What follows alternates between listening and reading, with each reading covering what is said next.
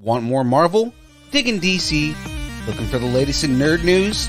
We got it all and more. This is Distance Nerding. We're talking about anything pop culture, movies, music, food, wrestling, whatever you're nerding out on, we want to talk about it. The Distance Nerding podcast celebrates all things you nerd out on. More nerd news, less nerd negativity. Each week, join Young Phil and John Mez 5000 as they discuss what's new in the nerd world and get your voice heard in the Facebook group, The Distance Nerdington Post. Grab some tacos, hold on to your butts, and strap in for the ride. You are now listening to Distance Nerding. Yo, what up? I bet we surprised everybody out there with the 30 seconds. They're like, all right, I got 30 seconds. I got enough time to run to the bathroom. All of a sudden, they come back. There's like 5 seconds left for the show. What is up, Internet land? I am Xcala. Okay, let's go opposite. Yes, I did it. That is Phoenix, and that is Ezra. How's everybody doing tonight? Pretty good. I'm doing really well. That is good to hear. Is anything exciting going on in anybody's life besides Falcon and Winter Soldier? Did you guys watch that? I have not watched today's episode.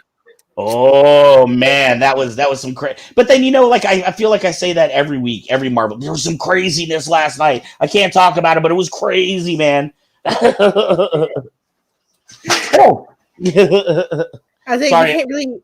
It's not fair to even talk about it when this show airs too, because it just happened. And people haven't had a chance. Yeah. Oh, This is true. Sorry, I'm getting my Saber bag fell over here, so I'm getting my sabers out and getting a little organized. I am very, very excited about the show that we have tonight, guys. And we have this is episode 47, I believe. 47, yeah. Yep, 47. Woohoo! What's up, Shane? Thank you for tuning in. Yes, we are just 3 episodes away from our big 50th anniversary show, which happens to be the night that Dominic Pace is here. So that is also our Star Wars weekend. Very excited for that. We haven't even really figured out exactly how we're going to do that yet. But it's going to be something different. It's going to be something special. All that matters is going to be amazing. It's going to be amazing. I think we decided not to book anybody because we're going to have so much there that we're going to be filling an episode and more. Yeah, right. Yeah, we didn't book anybody special. It's gonna be one of the few times we've had. Well, James Kaiser was the first person that we brought on twice. Then we've had Christian Castro that came on in 2 different categories. But this will be the first person that we booked out like this. That's been on the main interview segment twice. So I am very, very excited about that. And what I'm hoping to do is where we would typically have the 40-minute interview.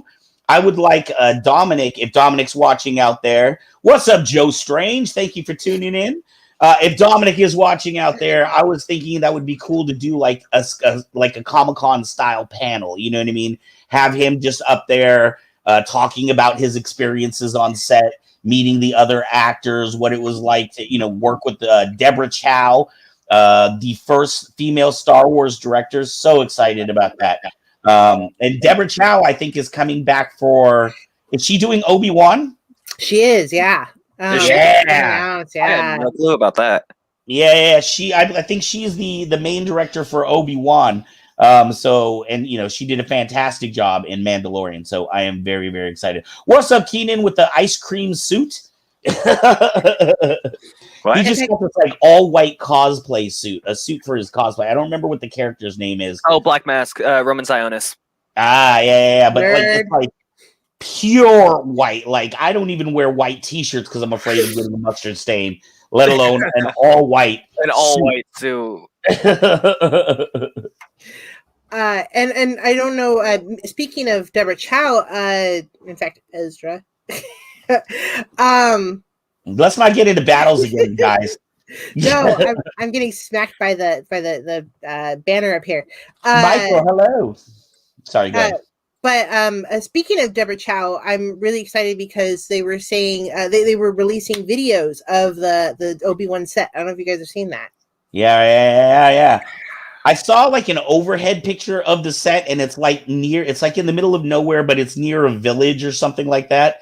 And the villagers were complaining or something that the lights and the noise were upsetting them. No, there's like a full-on leaked video. I don't know if this is okay with Disney at all, but there's apparently a full-on leaked video of someone going through the set. Yeah. So I will have to check that out tonight after our show. Absolutely, yeah. I'm gonna be googling that right after the show. Hey, we have something interesting tonight that we don't typically have, right? Don't we have our flow artist behind stage, or is that what was happening tonight? I thought that he would be here, but apparently not. So okay, what's up, Dan? Thank you for tuning in. Okay, I guess Grady is not here, but we can still do that segment because we are getting close to our fantastic interview. Very excited. So let's roll that clip for the flow. Right? Let me. Did not Brought have to you by James Kyber, aka Dark Cephalus. I do not have. I don't see it anywhere. Here it is.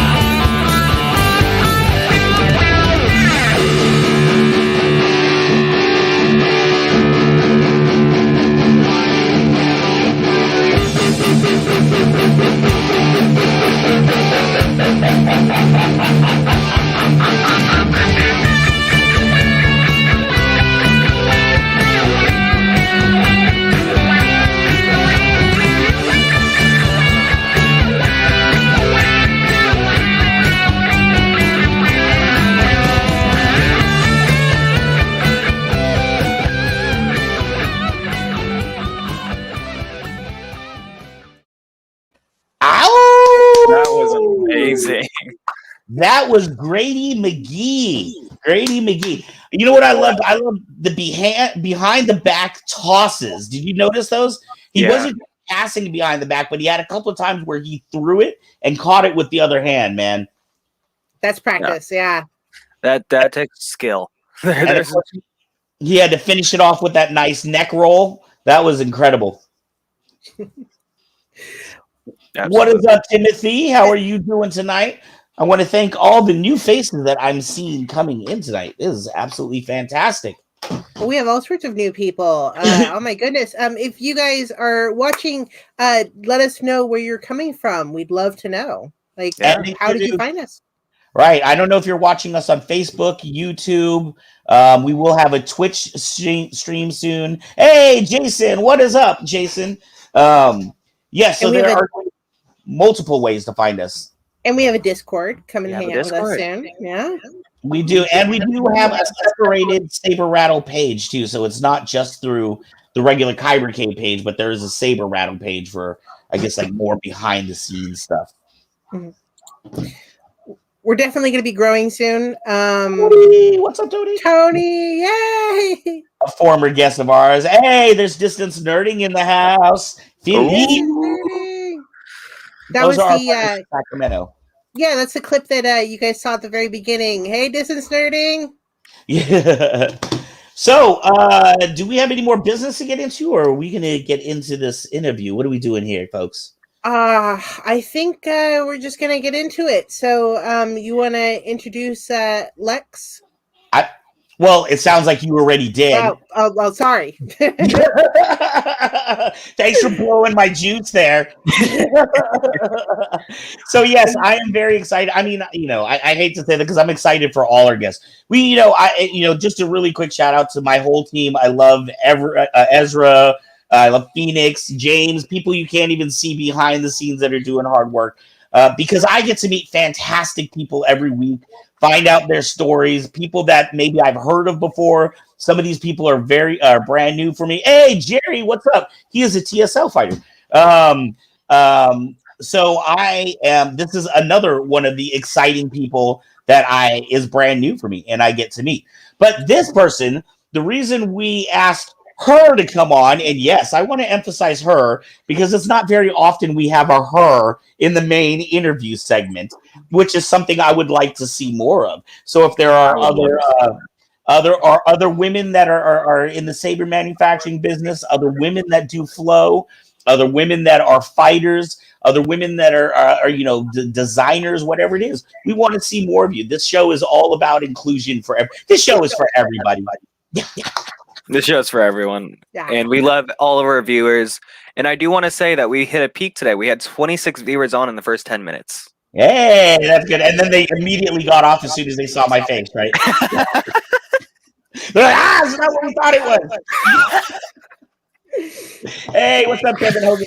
So our guest for tonight, she is a cosplayer as well as she is a woman competitor in competitive saber sports. I believe that I've seen her pictures from TSL. We'll find out more if she does other competitive sports and more about what she does in general. So please, with no further ado, please bring up Miss Lex Degraaf. Hey! How are you doing tonight? I'm doing great. Happy to be here. You look like you're like in a dojo. It's all clean and nice and neat in there. This is definitely different than when we interview guys.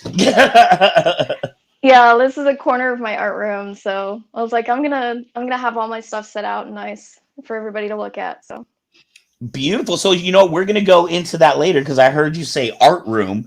And one of the things that we often talk about here is it's so interesting how people can be known for one thing, but when you start talking to them, you realize how many other activities that they're into. So I would definitely love to talk to you about that. But let's talk to you about why you're here. How long have you been fighting for?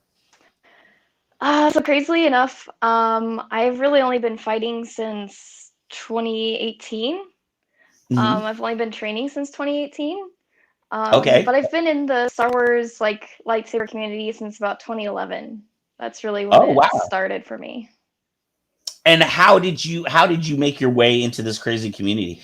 Did you come in as like a cosplayer first and then find out about saber fighting later? So I've been a lifelong Star Wars fan. I can remember doing like marathons, the original trilogy when I was 4. So I've always really had the interest there. And then, for some reason, with the internet being more available, I guess, as an adult, I found Ultra Sabers and I found the Saber Forum. So that's really, what got me into this community. It was Saber Forum and Daniel Lane. He's one of my oldest lightsaber friends. And then just meeting more of the community as I was more and more active. And then I had the privilege of watching Saber Legion really grow from like a backyard get together to something that actually hosts competitive tournaments. And that was always really interesting to me, but I was never in a position to actually participate until 2018. So. Wow. So now you said you were around the sabers in the forums and things like that. Were you a fan? You wanted your own lightsaber? Were you trying to build your own lightsabers? What was it that other than being a Star Wars fan, was there something that really drew you to that hobby? I would like to say that I'm kind of an all-around nerd because lightsaber forum was the perfect spot to start. because they had like a role-playing game section where you could design characters and go through storylines, and that was a lot of fun to connect with people that way, because we did some really fun interactive stuff there. And then, yeah, like my grandpa was an engineer, and so I was like, hey, Grandpa, I really want to build this lightsaber. So we got all the parts and we took it down to his basement where he's got all his, his soldering stuff and everything. And so we actually built a lightsaber. And then like the cosplay thing just was kind of a natural next step of like, I'm really enjoying this. And like I'd kind of dabbled in sewing growing up, but it was never something that I took really seriously because I had other priorities, I guess. So I actually worked with a friend that I grew up with. She's now my sister-in-law, and she helped me make my first cosplay. And then as I became friends with more of the Saber community and really connected closely with some of them, they were like, hey, you made a costume. You want to try making one for me? And I was like, sure, why not? So it just kind of evolved from my natural affinity for Star Wars. All right. And what was your first costume? Do you remember? My first costume, or like my first like Star Wars cosplay? Yeah, your Star Wars cosplayer. Sorry. Oh no, you're fine. My first one was actually something that I just kind of built from pieces that I found online. It was a Sith outfit, and it was a tank top, which was asymmetrical, and it had this really gorgeous. So there's actually a Mandalorian episode, the sniper that tries to shoot Grogu in that farming village, like that shrimp farming village. Yeah. His cloak is like this really textured, like almost alligator skin look. That's the exact fabric I had in my first cosplay back in 2011. I was like, I know that fabric. It was crazy to see it, so many years later. You're canon. But anyways, so it was an asymmetrical tank top, and like the collar came up really swoopy on one side, and then there were chains on this side, and then I had like some two-tone, because like there was the side panels were just like a black knit beside that really cool alligator skin. So I just used that line aesthetic to have the gal who made the tank top make these leggings. So they were the two-tone as well. It was really cool. Wow, that's that fantastic. was my first one. Fantastic. And from there you just kept going and going. Yeah. I started trying my own designs, and I found that, I really had the capability. So it was a lot of fun. Right. So now if you were doing this, you found the community back in 2011. We're talking about really that was near like the birth of the Saber community, wasn't it? Wasn't that about the time period when the forums were all starting to get together? So I think some of the original Saber community got started about 2007, 2008. But I really think there was a huge resurgence of interest around 2011, 2012, 2013. That's when it really started picking up and gathering a lot of, well, I say a lot, but the community stayed fairly small until Disney procured Lucas and started releasing information about a new trilogy. So yeah, they were kind of around, but it wasn't nearly as massive as it is these days. Right. And being a woman in this industry that, obviously is very, very male dominated. It tends to be very white male dominated, but you've been here for such a long time. And I'm seeing people comment online. Somebody said that they bought your first commission from you. I'm seeing various different names. Yeah, Ryan. There we go. Hey, bro. So what that tells me is that you're very well known in the community. I know when we did advertising for it, people were posting up there like somebody, I think Charity had said something about you helping her with the wedding cosplay or something like that. So I was just like, wow, whoever this Lex person is, people seem to know who she is. Are you kind of known in the community as being like, because you were, I guess, one of the first females around when this is really growing, or? So I would say when I first got into it and I was super active, which, I was for years and years, there were really only maybe 2 or 3 women that were really truly active in the community from what I could tell. But then, some were on the fringe. Some, of course, would post, just for like the attention getter, like sexy Saber photo stuff. And I was really for the lore and the nerd side of it. So that wasn't really an interest for me. I don't know. I've never really been fazed by, being the only woman in the room. I've always really connected well with guys, and that's never been an issue. So I'm not sure it's really something that's been super on my radar. Right. Now, have you noticed anything different? Like, will women or have women approached you because they said that they were really interested in sabering, but they were more comfortable talking to another woman or anything? Or I don't think so. I don't think I've been active enough for my presence to really be noticed.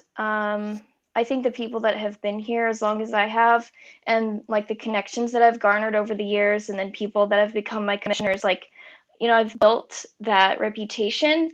But I wouldn't say that I'm super well known with the current community, just because it's exploded so much since Disney started releasing movies again. Right. This is true. So how did you go for it? So you and your grandpa make this lightsaber in the basement. You're out here waving this. How did you go from deciding that I want to cosplay with this to, okay, I want to start beating people up. Like, I want to go buy all the gear.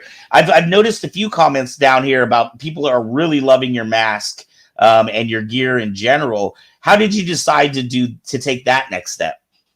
Yeah, so actually, Ryan Lannon, the one who's basically my brother in all but blood, my first commissioner, he was like, "Hey, I'm gonna go to this Combat Con. Saber Legion is having their second tournament, and we were both able to make it. So I went as a sponsor because obviously I didn't have an experience fighting, so I didn't have any of the gear either." And I just watched, and I met people that I had talked to for years but never actually met in person. And I experienced like the tournament settings and the amazing fighters there and the connections that I built there. They were instrumental. They were like, "Well, you can fight. Why don't you try it out?" And I was like, "Yeah, why not? So let's do this." And actually, the craziest thing though about that is that when we were at Combat Con for that tournament, we got the call that our house had sold so that we could buy a new house because my husband was transferring for a job out of state. So we were actually moving from Georgia to Indiana. Oh, and wow. Indiana had a charter at one time, but it was inactive. And so at this tournament, all my friends were like, "Why don't you start the charter? Why don't you get it going?" Right. So I made some connections there and really worked closely with some of the guys there. And Joe Strange is on, hopefully still. I saw him earlier. But he's been instrumental in helping me really grow that charter. And so we've trained since the charter started, and I mean, now they're on their own. They're continuing to grow and build everything. I'm actually out in Ohio. Oh, wow. But yeah, so I got the charter started. We kind of started from the ground up. The coolest thing was two really active charters are Ohio and Michigan. And I got to meet all of them, well, most of them, at Combat Con. And so since I had those relationships from Combat Con, they were super willing to come out to our meets, and they did a couple classes. And they've always just been in really close connection and making sure that we have,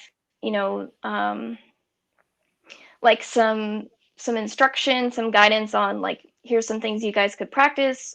This is how we fight. This is how we spar. And they were really instrumental in helping us, get on our feet. That's fantastic. So, oftentimes I hear, I get messages from people here at the shop where they're like, "Yeah, I live in the middle of, in the middle of nowhere. How do I, I want to start saber fighting. I want to get this going." And you're saying that you were able to kind of revive a chapter. Was that a scary thing for you? Did you have experience in organization building, or did you like, "I'm just going to go figure this out"? So honestly, I did not have any experience with that. However, again, Ohio and Michigan are stellar at organization. Ohio had hosted several tournaments already with Saber Legion, and they'd been to a bunch of the exhibitions. So they were really keyed in to the whole aspect of Saber Legion and how it functioned. So they just were like by my side every step of the way, supporting me. It was amazing. I definitely do not think the Indiana charter would be here without Michigan and Ohio. That is great. It's so good to see that you got so much support from other places. Now, in the beginning, especially when maybe you were the only female around, were you I know like when you go into a Saber Legion fight, there is like a women's division and a men's division. That's correct, right? So there's a standard, which is co-ed, and then there's a women's division. Yeah. Okay. So you're able then to fight a regular tournament. You don't have to like sit out because no other woman signed up or something like that. No. I'd be like, let me fight. No. Yeah. So standard is open application, and then women's is obviously the women's division. But yeah, thankfully, I mean, standard anyone can fight. So that was definitely something that boosted my interest. Was like, I don't mind fighting the guys. Bring it on. Right. Like, even if I lose, it's a learning situation, and that's how I get better. So, right. Yeah, Excellent. honestly, like, I've sparred maybe probably 95% of all of my training and sparring has been with guys. And I'm sure I'm pretty sure that's why my skill level jumped up so high from 2018 to then 2019. Right. Now, for fighters, it's a little bit different. I don't know if you saw earlier, we had our flow artist on, Grady Magee. And one of the things when I talk to flow artists, during this whole quarantine time, quarantine is perfect for flow, right? It's the one of the few things you don't need a partner. You don't have to have any sort of gear. You just have your saber and you just get out there. Were you keeping yourself busy with training, even though maybe you had to quarantine or you didn't have as many people that you could practice with? So honestly, I feel really privileged. We we move a lot. So I spent 2 years in Indiana, and then we actually just moved in the last 6 months to Ohio. So I'm now with the Ohio charter, and they have a school, Columbus Saber Academy. And so since September, I've actually been attending their classes. They've had, really restricted classes. They've got all the COVID standards and everything, masks and distancing and everything. But we're still thankfully able to have classroom situations. So I haven't really had any sort of pause in my, my instruction and my training, which I'm really thankful for. Right. I think it's funny, and I'm happy you brought it up a couple of times because it's something I say all the time. But like Disney has been kind of that double-edged sword, right? Some people may not have liked some of the stuff that has come out since Disney, but because of Disney, I know that in the saber industry, we've seen this huge explosion of people getting into this that had never seen a lightsaber before. People that are getting more into the sports that didn't even know lightsaber fighting was a sport. I think it's absolutely amazing. What are your thoughts on the growth of this industry and how things are changing? I think it's awesome. It's so awesome. Like, in 2011, it really was a niche hobby. It was super niche. You'd say, yeah, I've got a lightsaber, and they're like, wait, what? But now it's like this super cool thing, and then you can say, yeah, I mean, I guess I can say I'm the women's world champion, but I don't tout that like at all. You can ask any of the guys. I don't bring it up. But I guess since I'm here, I guess. So I actually really love that Star Wars has gone more mainstream.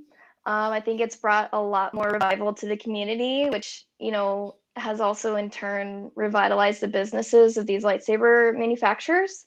There's a lot of really amazing people in this community who make, like the custom stuff for them. And, I love that they're able to do what they love. Like, honestly, the reason that I'm a professional seamstress now is because there's been that interest and that revitalization of Star Wars in this, this decade Right. for cosplay and lightsabers and sparring. And I'm really happy. Right. I think it's amazing to even think that like maybe 5 years ago to hear about a lightsaber academy would be just like a what? That's a weird thing. Now you're just like, yeah, I just go to the local saber academy. Yep.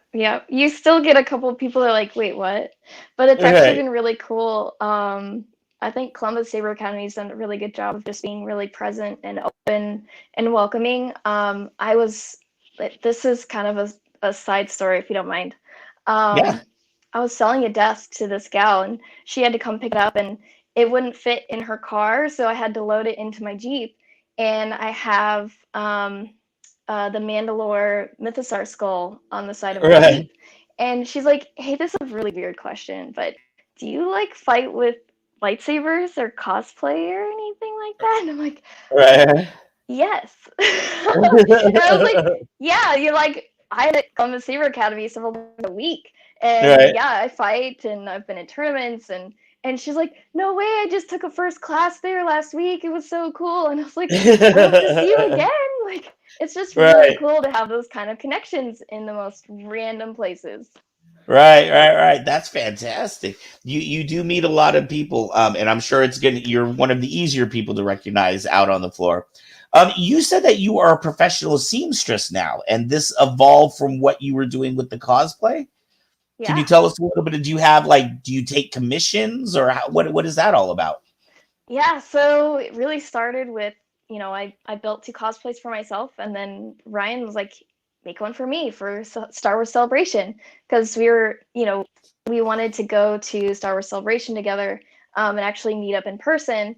And so I made him like a Ronin Sith outfit, so like a samurai Sith outfit, because like I really gravitate towards the Japanese aesthetic, and it's perfect for kind of like a mashup between the Star Wars aesthetic and the Japanese. So I really relied on like traditional Japanese patterns and started adapting those to like the Star Wars aesthetic.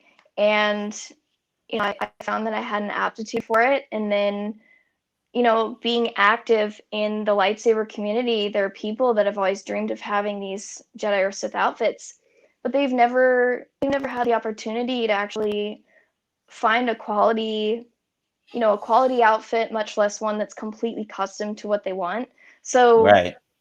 like, the amazing thing with my business is that, somebody comes to me and says, hey, I want to build a Jedi outfit. And I'm like, great, let's talk about it. Right. And so we talk about, the design overall, the different pieces, the different layers, the different fabric textures and color. And, we nail that dream outfit they've always wanted. So like, I just feel like I make dreams come true, and that's really special.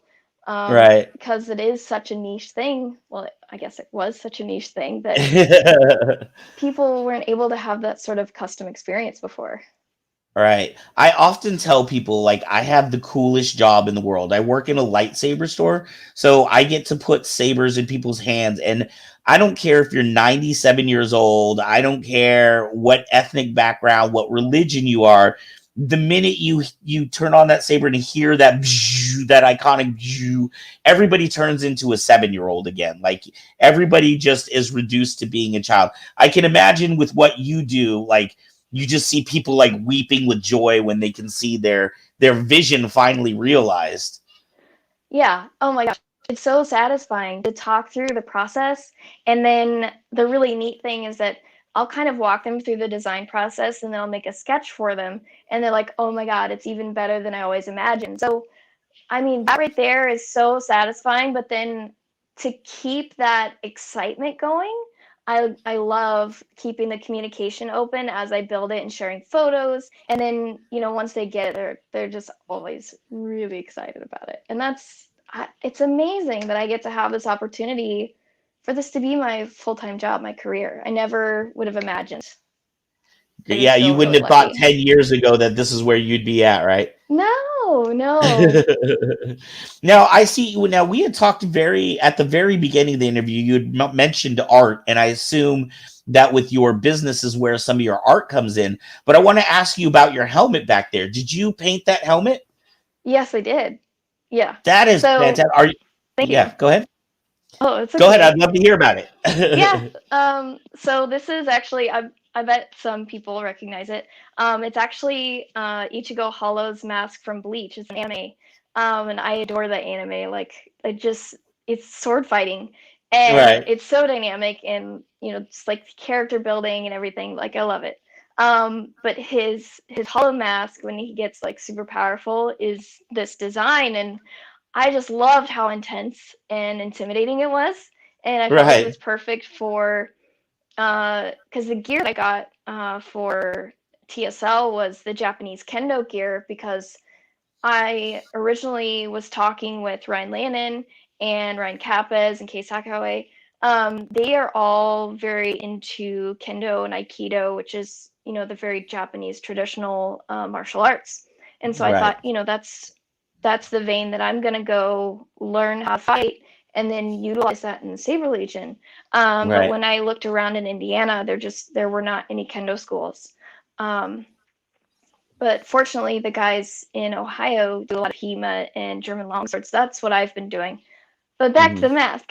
Sorry. So the mask was perfect because it's a Japanese anime, and I had all the kendo gear. So it just the shihakusho that they use, the outfits that they wear in Bleach, Yes. are really reminiscent of kendo gear. So it was just like this perfect mashup between like a Star Wars Sith and Ichigo Bleach type aesthetic, and I just ran Right. with it. But yeah, the mask took me about 5 hours painting by hand with paint markers. Wow, only 5 hours. That's actually very impressive. It I would was have it thought it was would take pretty a lot intense. longer. Now, It what's was going very on with that intense. belt? What's that belt all about? Yeah, so that is the Saber Legion Women's World Championship belt, and I am the title Ooh. holder. I'm the current standing Oh. women's world champion. So that was, oh, sorry, let me look at my timeline here. I gotta remember. So 2018 was the first Combat Con that I attended as a sponsor, and then 2019 we had the first women's actual tournament, the first women's tournament, separate from just like the standard open tournament. There were 30 women there, and I was able to secure second place at that tournament. Ooh. So I wasn't the first women's champion, but then in September, yeah, I think it was September of 2019, Ohio hosted a tournament which was, I think, one of the largest tournaments in Saber Legion history. Wow. And we had a rematch with the standing women's champion and myself, and I was able to earn the title in that fight. We went all 3 rounds, and it was a really good matchup, and it was an honor to fight her and win the title. Right. Now let me ask you, I do a little bit of fighting here, probably nowhere near the level that you do, but like, when I don't know if you ever watch like poker on TV, you know what I mean? And they're like, yeah, I remember I had an ace and then she threw a queen and then I played with the jack. Like, do you get that when you're in a battle, or are you just like, I'm just in it to fight? Like, are you able to remember moves and things that happened? Like, this was the strike that won me the belts. I would say definitely when it was first getting started, it was a lot more hectic and stressful, and I didn't really have the awareness of the fight. But as I've, trained a lot more, there are definitely pieces of fights that stand out to me now of, well, I could have done that better, or, I secured that point because I did this action and my opponent, failed to block it. Or like, so now that I have more training, I'm able to retrospectively look back and understand the fight better. Unfortunately, with COVID, I haven't had the opportunity to fight in another tournament since Crossroads. So I'm really looking forward to tournaments happening again. Right. And it seems to me, forgive me, I don't always stay abreast of the TSL boards and everything, but fights are happening again, right? Things are starting to come back. Things are starting to get planned, and they're starting to get competitions again. I believe they're starting to open up for charter meets again, and they do have some very restricted, like only a couple people for like some underground fights. So like some exhibition fights. But I'm not sure. I'm not sure when the next tournament's going to be. I'm pretty sure they're going to have the tournament at Combat Con this year in July, the end of July, I believe. But I think that's going to be the first real tournament since the shutdown. Wow. Okay. And Combat Con, I believe, is in Nevada, right? Yeah, Las Vegas. Wow. So you fly out for that every year? I mean, when you can, obviously. Yeah. So since 2018, I've been to every single one. I mean, that's only 2 because the shutdown. But yeah, I mean, I plan to be there this year as well. I'm really looking forward to it. Right. To be able to pit myself against the fighters, because I, really only had less than a year's experience last time in 2019. So I'm looking forward to seeing where I match up now. Right. Now, let me ask you, you might have some good advice for this. I know, at least in our area, we are not, we're not like a big town with lots of money and stuff like that. So some of the concern about TSL has been the amount of gear that you have to wear and how much all this costs. Do you have any secrets or tips or anything on how to put together a gear kit without breaking, costing an arm and a leg? Because I hear you talking about, you're out on the East Coast and you're talking about flying out for Combat Con every year. And I'm just thinking that some people in our audience are like, oh my God, sabering sounds like a super expensive sport. I'll never be able to get into it. What are your thoughts on that? Yeah, so honestly, I mean, if you really plan for it and you budget, I mean, if you put aside a little bit every month, you're going to be able to afford that trip to Combat Con, and it's really worth going. I mean, it's a huge community of sword martial artists. Combat Con is HEMA, which is Historical European Martial Arts, as well as the Saber Legion, and they offer classes and everything from all of the different disciplines of sword martial arts, knife fighting, eskrima, kendo, HEMA, all of it. So that's absolutely something that I think anybody should try and make it out to. I don't think that the gear should be prohibitive, and it's really not to get started. What you can do is go to like Play It Again Sports and get lacrosse gear. I mean, lacrosse gloves and chest protectors are going to be, the basic kit that you need. You need some elbow pads, like lacrosse or field hockey. There's used stuff that you can get for pretty cheap on eBay or places like Play It Again Sports. So you can really do it on a shoestring budget. And that's actually how I got started. And yeah, I've just had to, I've had to hold a budget and say, I'm going to make this a priority. And it's been really rewarding. I understand there are going to be people that can't afford it or, don't make the decision to get into it. And that's totally fine.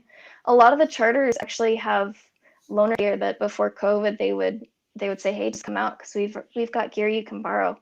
So hopefully once everything opens back up and people feel comfortable again, there's going to be loaner gear for people to utilize and they can try it out and really see if they enjoy it.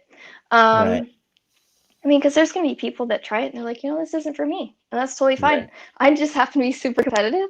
So I really like that outlet. Right. So yeah, I think it is what you make of it. And if you're really, interested, you're going to invest and budget for it. Right. So what do you see coming up for yourself in this next year? You've got, it sounds like you do a lot of moving.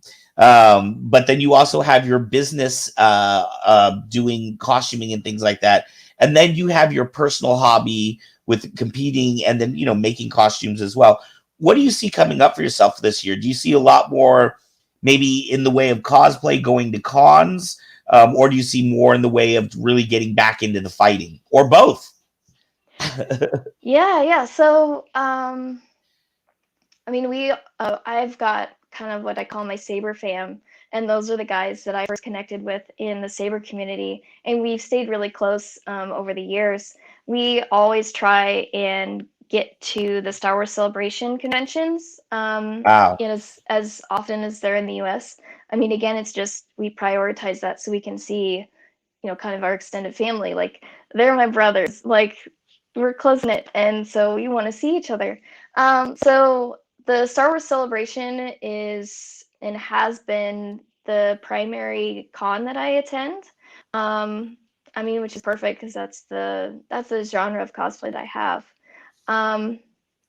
Otherwise, I would say the conventions are more of like, some like a passing interest. They're not like a high priority for me. But if I had the opportunity, I enjoy going to them. But then for fighting, I've been training really hard in German longsword with the Ohio guys at Columbus Saber Academy.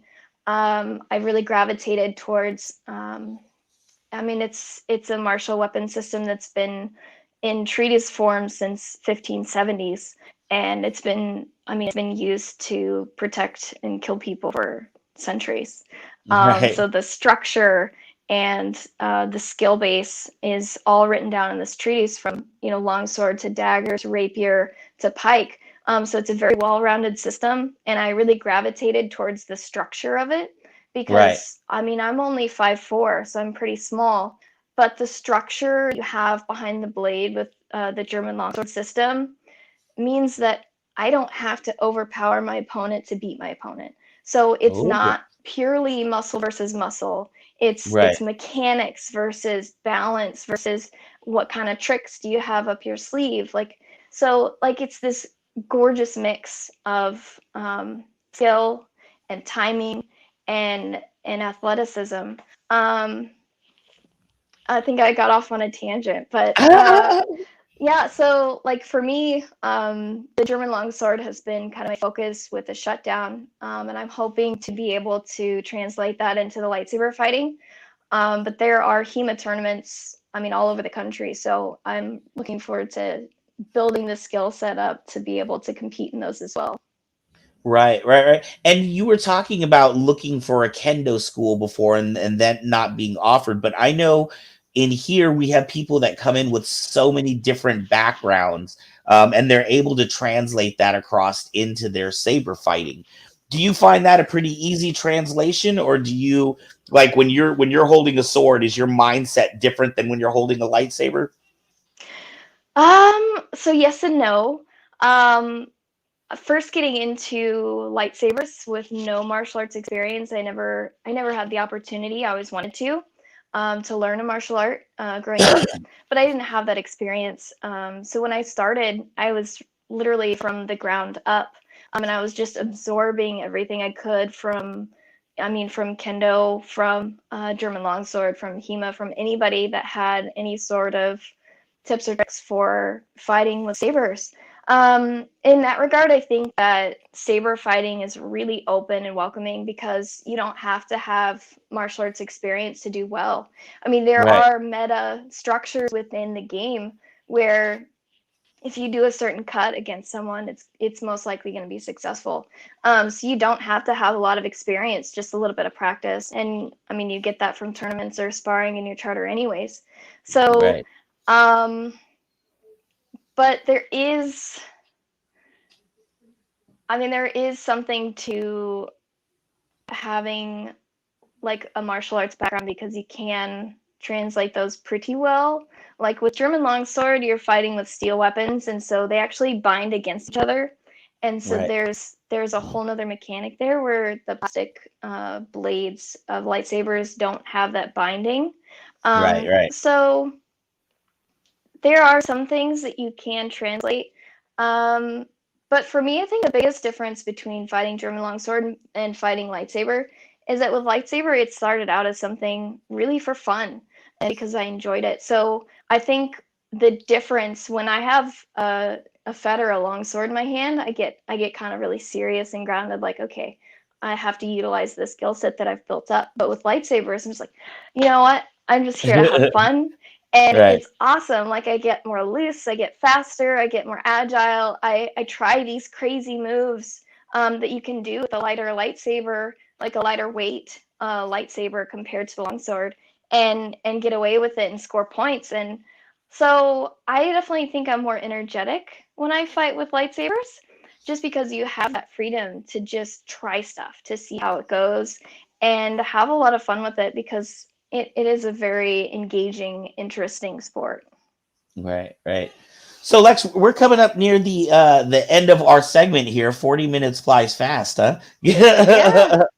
I wanted to ask you if people were interested in contacting you for a commission. Maybe they wanted some Japanese looking gear to go to con or for competition. Maybe they want to have their helmet done. How would they go about getting hold of you? How would they find you? So I have a Facebook page.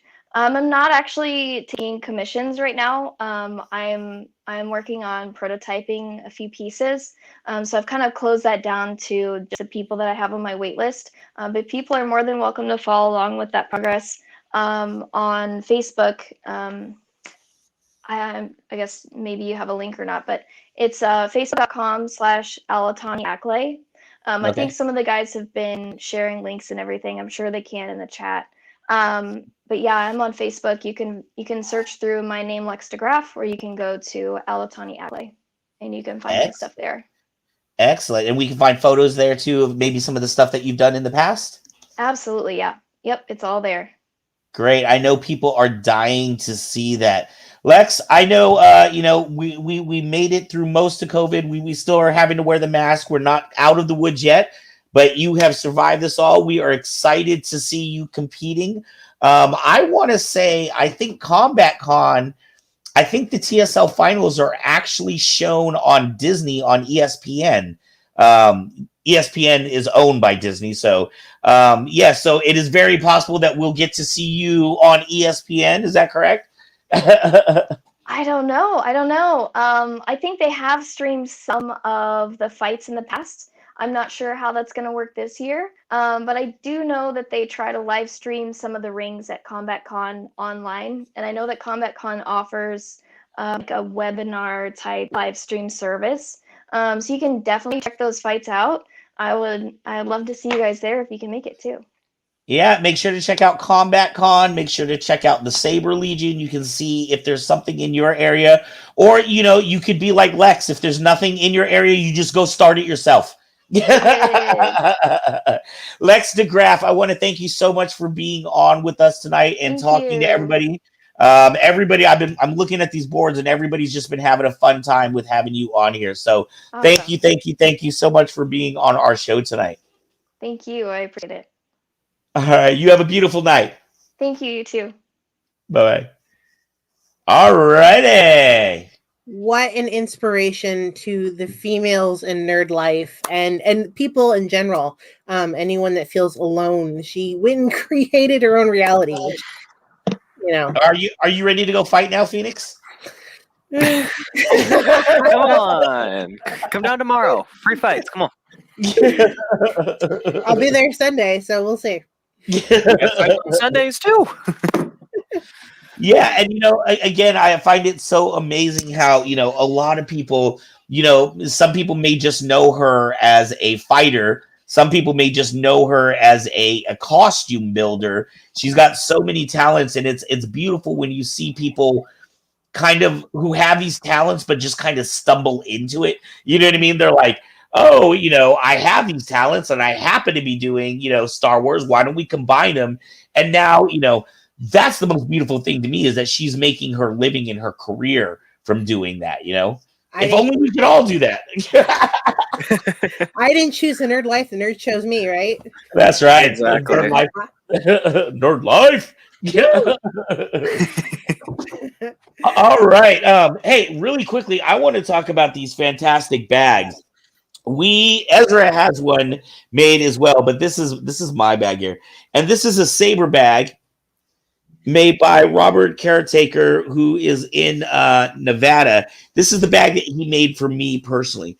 It's got a slot here where I can put my cross guard, because when I was looking for a bag, I told him I was having problems finding anything that could accommodate my cross guard.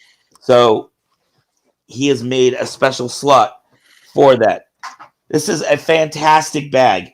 If you guys, he is often here at the Kyber Cave.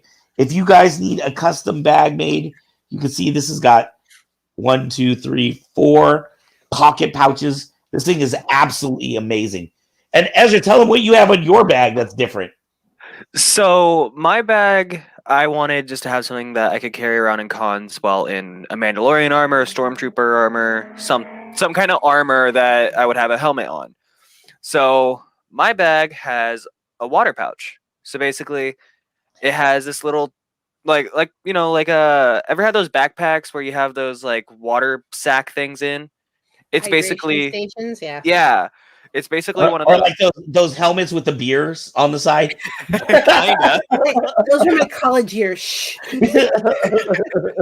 it's kind of like one of those. So basically, inside the bag, there's a tube, and it goes on the outside of it, and it's kind of hidden, so you can't really like see it's there, but it goes up my shoulder, and then I can put it underneath my helmet. I can put it underneath the armor and then into the helmet while wearing something black here so no one can see it. I can do all sorts of different things with it, which is really, really cool.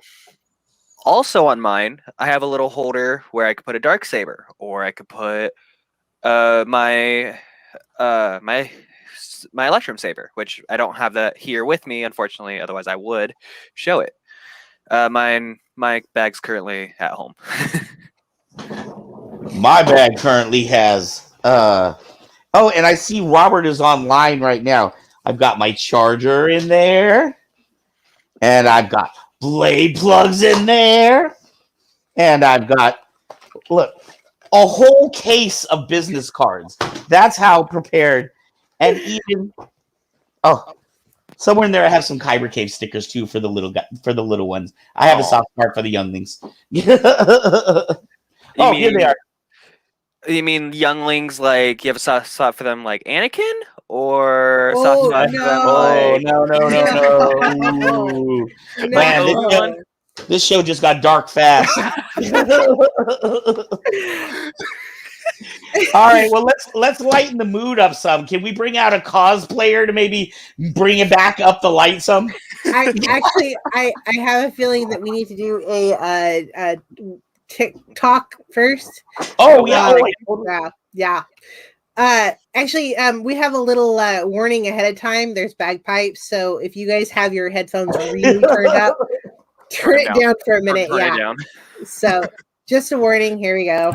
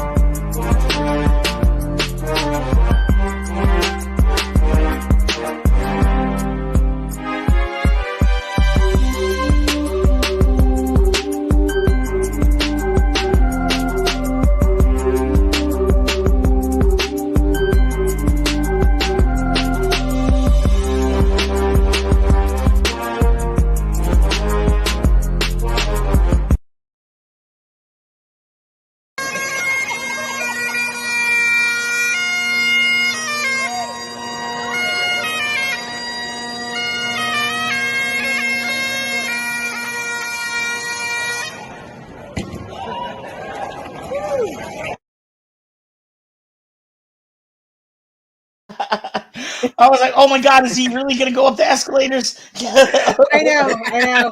Actually, that was the amazing Brian Kidd. Hopefully, at the Unipiper in Portland, Oregon. Hopefully, we get him on the show someday. Come on. Yeah. I know. And Phoenix knows that guy personally. So, yes, we will see if we can get the Unipiper on the show. Not the Unabomber. No promises. I haven't. He is amazing. I don't know if any of you have seen the Unipiper. He does like Lord of the Rings stuff, Pixar stuff, lots and lots of Star Wars stuff. He's famous for the Darth Vader helmet and the bagpipes that are flaming, and he's just a joy to see. Every time he just pops up everywhere in Portland. All the keep Portland weird. Okay. Well, there you go. The first video I ever saw of him, it was Batman was playing a ukulele, and he was going the whole Batman theme song thing. And then out of nowhere, Spider-Man on a unicycle playing bagpipes just come out and steals Batman's thunder. It was hilarious. Wow.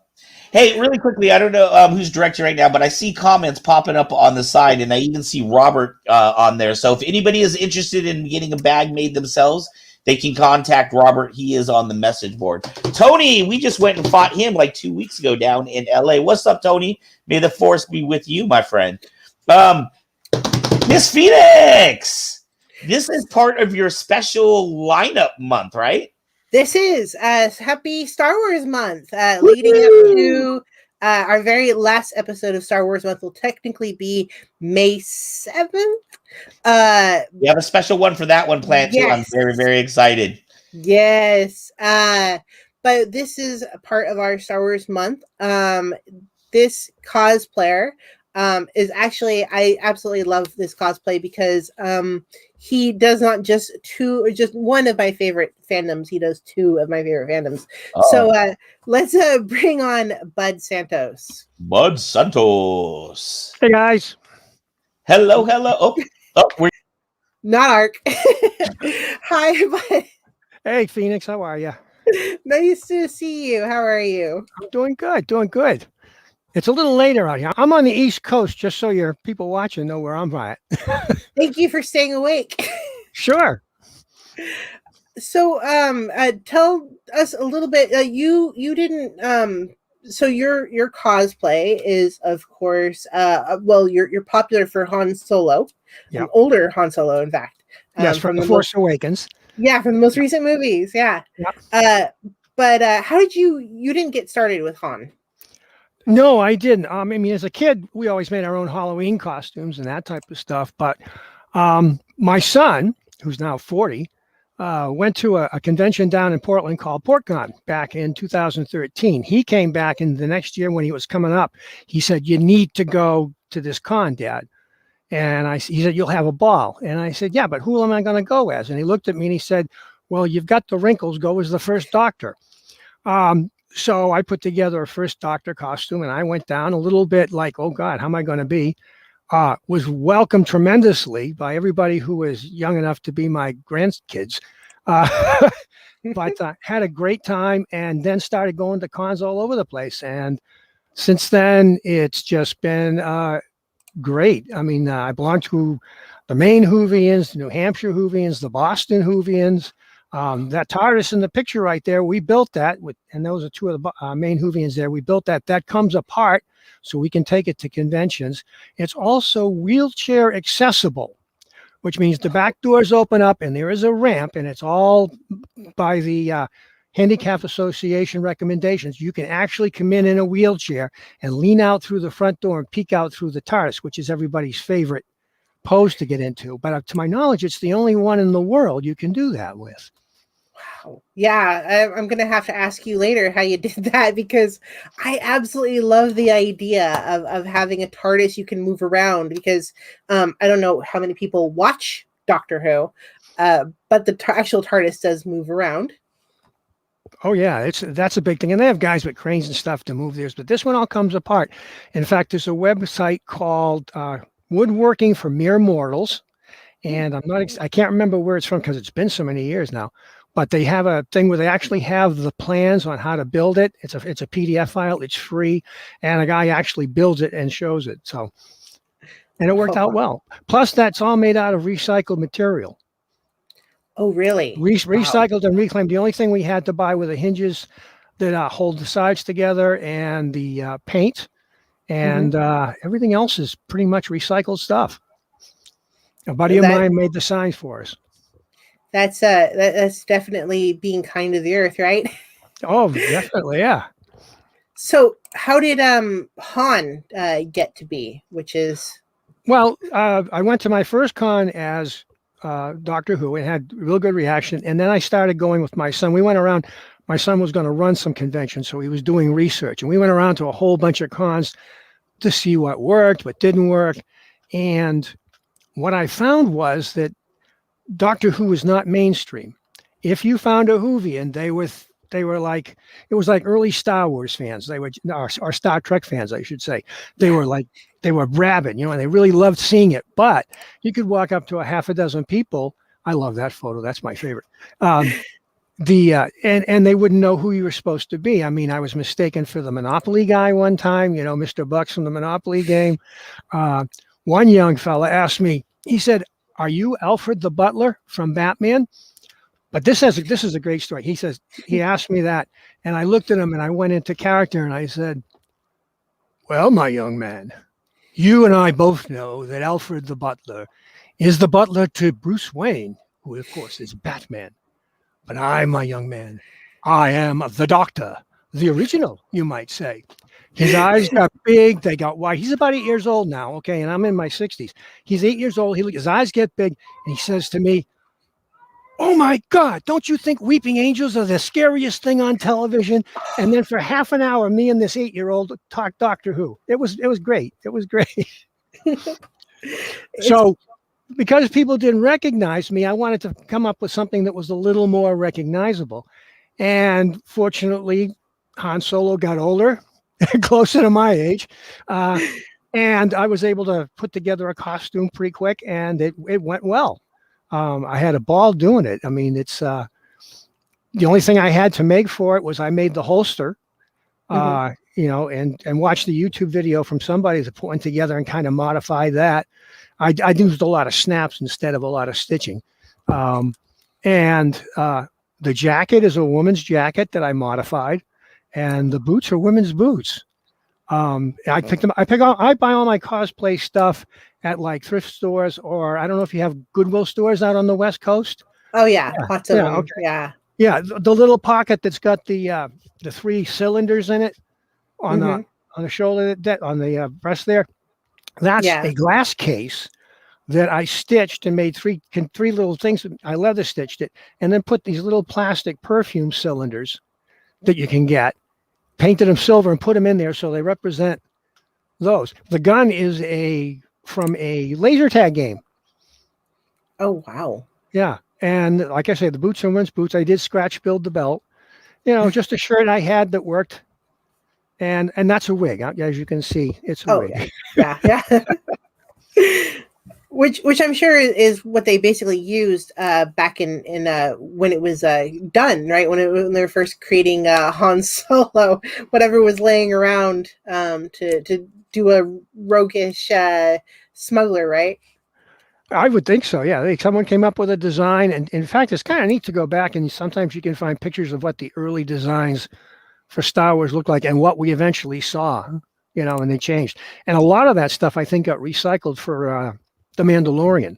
If you watch that series, I mean, that's some neat stuff there. I had a unique experience. I was at a convention. I shared a dressing room with members of the 501st, and your little clip just before this talked about how they actually used members of the 501st to do the extras in the Star Wars filming or The Mandalorian. And at that time, I was actually doing my Doctor Who, but I shared it with these fellas from the 501st, and their costumes, of course, they're breathtaking. I mean, you get in there and it's like, you want to say, okay, go ahead, shoot. I know you're not going to miss. And they said, I said, I do a Han Solo. And they said, really? And I said, yeah. I said, well, hang on. I pulled out my phone. I showed them the picture of my Han Solo. And they were looking at it and they said, man, that's a really good Han Solo. I mean, when the guys who do the Mandalorian costumes or the Stormtrooper costumes say, you did a good job. It's like, yeah, okay, I'll take that. That's an award. I'll listen to that. Which is, especially since the 501st has a reputation of being very, very picky, right? Yes, they are, but it pays off. I mean, they really do it. You got the 50 up here. We have the 501st. We have a division of that. There's also the Mandalorians, and then there's a Wampa Clan is what they're called, and then they're bounty hunters and stuff. So. And they show up at the cons, and they always look great. They always look great. Oh yeah, those guys. They absolutely. I have like all sorts of background. Those guys are absolutely. In fact, I know sometimes they allow different people to create. I don't know if there's anything. I think the 501st is mostly bad guys, but I know that they have different guidelines for other characters, which, you know, maybe they'll let you dictate older Han. Well, it's funny. There was we had a balloon festival here in Auburn, Maine, a few years back, and the theme behind it was Star Wars because they had the big Star Wars hot air balloon, and one of the things beforehand, and I don't know if I sent you a picture of it, but there were people from the 501st there, and they were getting their picture taken. And I said, I walked over, and I'm in costume. I've got my Han Solo on. I said, okay, guys, let's do this. So I put my hands behind my head, and I stood in front of them like they were holding me prisoner. And that was fun. I unfortunately don't have that picture. No, I don't. Oh, okay. I didn't say. Yeah. I sent you so many. I couldn't remember which ones I sent and which ones I didn't. That one's unfortunate. Yeah, because definitely I think seeing that picture, but I'm not sure. But you also have sorry, I'm blanking on the show, NCIS. Yes. Right. Yeah, I do NCIS. Have you got that picture? Yeah, I do. Okay, yeah, that's me as Gibbs, and that's my wife Bonnie as Abby. Oh, and, cool. And I actually took the. There we go, and the cup does say Calf Pow. Calf Pow. Oh, Calf Pow on it. Yeah. Where did you guys get a hold of that? I have a buddy that has a vinyl printer, and I stole the image off the internet, and he printed me up a label, and we stuck it on a McDonald's soda cup. Oh. Like I say, I do things on the cheap. I mean, you can get contact NCIS and buy it from CBS Studios. They sell them, but for a cosplay, we just made one up. I'm not selling them or anything, so I'm not messing with anybody's profits. Well, that's why we definitely do this show, because I really want to show other cosplayers that you can do this on the cheap without spending a ton. Which I've even, like we talked about 501st, I've seen some of those guys go, yeah, I just build it, which is all about, I think, what cosplay is about. Would you say? Yeah, it's really what you want to do. I mean, there are the people who go and build the costumes that are absolutely accurate. I met a cosplayer who made the correct pants for Doctor Who, the same Doctor I do, and to get the right fabric exactly, he paid $75 a yard and then had the pants made. That's great if he wants to do that. I very much am. I've never spent more than $100 on a cosplay. If can you put that one up of me with the hat and the cape and everything, and we'll go through that. Okay. Yeah. All right. That'll work. Okay. All right. The hat I got on eBay for like $25. The cape is actually a cape I got at Goodwill for like $2. The vest the same, $2. The pants were like $2. The jacket underneath was a $10 jacket. It's got tails on it, which makes it kind of neat. And the cane I had from when I had my hip surgery. Yeah, I'm old enough to have had hip surgery. And a pair of shoes I had. The scarf was a few bucks. And I actually have two different scarves. I have the white one, which is the one that they wore in the more recent episodes with in the episode of like Twice Upon a Time, and then there's the one that's in the first night. Now, the lady in red, for I don't know if you've got any fans out there who are Doctor Who fans, you will appreciate this. Do you know who this is supposed to be, Phoenix? She looks familiar. Okay. I was setting up at a convention, a Doctor Who convention called LI Who. And I was with the Boston Whovians, and we were setting up a table. We were going to do a thing on Whovians are cool, a panel.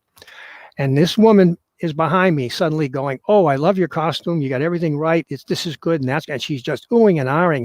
And I turn around and she's there. And I say, oh, thank you very much. And she just keeps on going about how much she loves how I did it. And I go over and I'm talking with her a little bit. And she just won't. And I said, gosh, gee, can I give you a hug?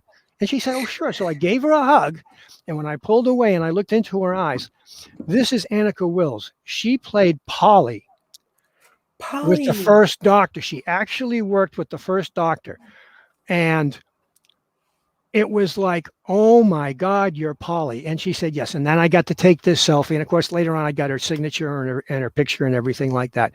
When you do a cosplay, for cosplayers who are out there, if you know what it's like, when people, it's great when people appreciate what you've done. But when one of the people who is actually in the show tells you got this right and this right and this right. I mean, I think I walked around about 3 feet off the ground all weekend. It was just one of the best. And she was absolutely charming and wonderful and just a real peach of a lady. And as attractive now as she was then. Wow. Yeah. I don't know how many Whovian fans are out there. In fact, I'm looking at the comments. Definitely to get someone who's been that close to a doctor costume. In fact, so you've gotten 501st approval, and you've gotten approval from an actress who is that close to the production, which is so very cool for people like us that don't get to go sit on a set. Oh yeah. One thing about the cosplays I do too is they are not, I would call, screen accurate. I do some research and I look at the costume and decide the character I want to do. And then I do my best to get what I call the essence of the character. Yeah. So if I don't have a vest that exactly matches the print, but when you look at me, you know what I'm supposed to be, that means I've accomplished what I wanted to do. If you were to look at somebody who does, say, like a pirate character as a cosplay, you may not necessarily have an exact pirate character to do, but you put them in the pirate outfit and you know what they're supposed to be. And that's how I go about it. Yeah. Well, this has been really interesting. In fact, I wanted to show you before. There you go. There you go. I can't agree with you more. I'm currently working on both Star Wars and Doctor Who right now. I'm working on my Osgood for Star Wars or for Doctor Who, and then a female Jack Harkness, hopefully, and then cool. And then my Mandalorian for Star Wars. So I mean, this is near and dear to my heart, both these fandoms, since they're both really part of my childhood. So thank you so much. This has been so interesting. I'm going to have to check out that website for a movable TARDIS, which, is my childhood dream, I think, to own anyway. So I'll definitely be looking. Where do people, if they want to see more of what you do, where can we kind of get a hold of you? I'm on Facebook under Bud Santos, and it's okay. Auburn, Maine, and my picture is me as the doctor. You can't miss it. And you also, I know not right now, your son's not doing anything, but and your son also does stuff. He does cosplay also. He's done the master. And did I send you the picture of his Hellboy? His Hellboy, yes, you did. Yes, put that up if you would. That's there you go. There you go. That's my son, Ben, as Hellboy. And it's like when he was putting that together, it started out as a Halloween costume, and I helped him build the big baby there. Yeah, so it's like, and then he said, "You got to come." And that was me in one of my early versions of the Doctor. And I think we were at a convention called Inconceivable there. That was back in 2014 or 15. I can't remember which. And he's also the Jedi? No, that's actually Joe Caro. He's from Portland, Maine. He's living down in the south in Alabama now. He does Obi-Wan Kenobi. He also does a great Starman. Is it Starman from the Guardians of the Galaxy? Okay, yeah. I can't remember. I'm terrible with names. But no, Joe does that, and he does a young Obi-Wan. I don't have a picture of it, but back when Star Wars was when the Return of the Jedi came out, I did the Obi-Wan, the older one, the Alec Guinness one. My wife made me a costume, and I did that. And for your Star Wars fans, just a little bit, I saw Star Wars in 1977 when it was first released, the second week it was out. I did not want to go see it because I was not a big science fiction fan. I'd seen 2001. It nearly put me to sleep. I did like Star Trek, But I was a little. But my niece, my wife's niece, was with us, and she said, "Let's go see it." So we went to see it, and I saw it in this big old-fashioned movie theater with a huge screen. It was like a drive-in movie theater screen inside. And the music comes up and it starts. And when that first ship comes across the screen, it's not like the theaters are today. It probably would have been the IMAX of its time. Okay. Yeah. But this ship comes and I was hooked, and that got me. And it was just in fact, I went and saw it again a week later.